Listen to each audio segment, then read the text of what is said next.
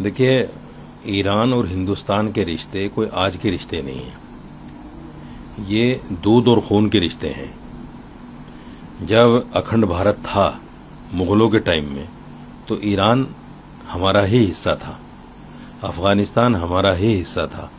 आज भी जो अखंड भारत की कल्पना हम लोग करते हैं, तो उसमें ये सब आता है।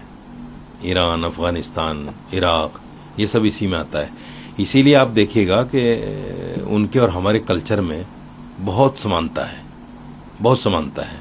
कुछ चीज़ें हैं ऐसी जो हैं, लेकिन समानता ज़्यादा है। और हमारे रिश्ते इसलिए भी ईरान से हमेशा अच्छे रहे हैं कि जब अमेरिका ने पाबंदी लगाई, तो ईरान ने पाबंदी के बावजूद भी हमें तेल दिया।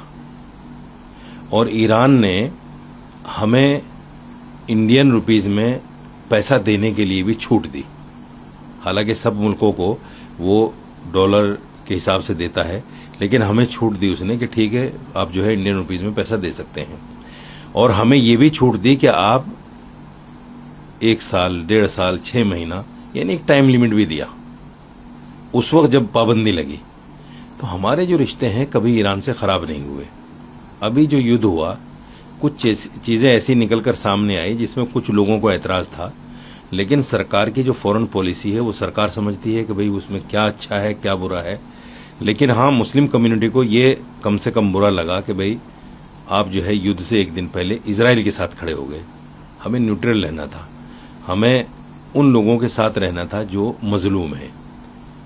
हम एक तरफ ये कहते हैं कि साहब फ़लस्तीन जो है उसको हम ग्रांट भी देते हैं, मदद भेजते हैं वह 2.5 करोड़ रुपए की, और फ़लस्तीन जो है हमें अपने मुल्क का सबसे बड़ा एजाज़ भी देता है हमारे प्रधानमंत्री को। लेकिन फिर भी हम इजराइल के साथ खड़े हो जाते हैं जाके। क्या मजबूरी है ये तो सरकार समझेगी। लेकिन मुसलमानों को ऐसा लगा कि नहीं, ये ठीक नहीं हुआ। मगर हालात आहिस्ता आहिस्ता चलते गए, बनते गए। अब अगर ईरान बुला रहा है तो वो भी उसी नज़रिए से बुला रहा है जो हमारे अपने पुराने ताल्लुकात ईरान के साथ हैं और रहेंगे।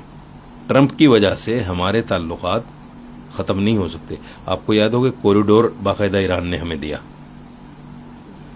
हिंदुस्तान को।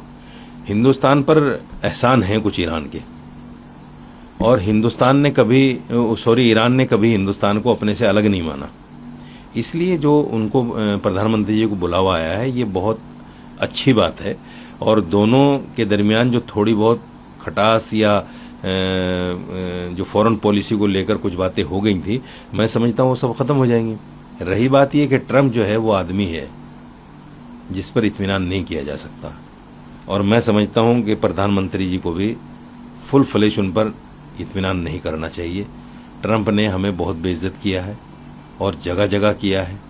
अभी भी लास्ट G7 में जिस तरह का उसका बयान था, हमारे प्रधानमंत्री को किलर कह रहा है, तो ये ट्रंप जो है उसका ये पता नहीं वो कब क्या बोल दे। तो ऐसे आदमी से बचना ज़रूरी है। फॉरेन पॉलिसी इस टाइप की हो हमारी कि हम अमेरिका पर मुनहसिर ना हो। देखिए इटली को देखिए आप, इटली की जो प्राइम मिनिस्टर है मेलोनी, जिनको मेलोडी दी है प्रधानमंत्री जी ने, वो हमेशा ट्रंप के मुखालिफ रहती है, मुखर होकर बोलती है, फ़लस्तीन के लिए बोलती है, इजराइल के खिलाफ बोलती है। और अभी भी ट्रंप ने कहा कि मुझसे फ़ोटो खिंचवाना चाहती थी, लेकिन उसने बिल्कुल क्लियर मना किया कि नहीं, ऐसा बिल्कुल भी नहीं है। हमारे प्रधानमंत्री को भी कुछ इस तरह की बातें करनी चाहिए, ट्रंप के लिए ख़ास तौर से, क्योंकि ट्रंप विश्वास के काबिल आदमी नहीं है। ईरान और हिंदुस्तान के ताल्लुकात पहले भी अच्छे थे और आगे भी अच्छे रहेंगे, मुझे ये उम्मीद है।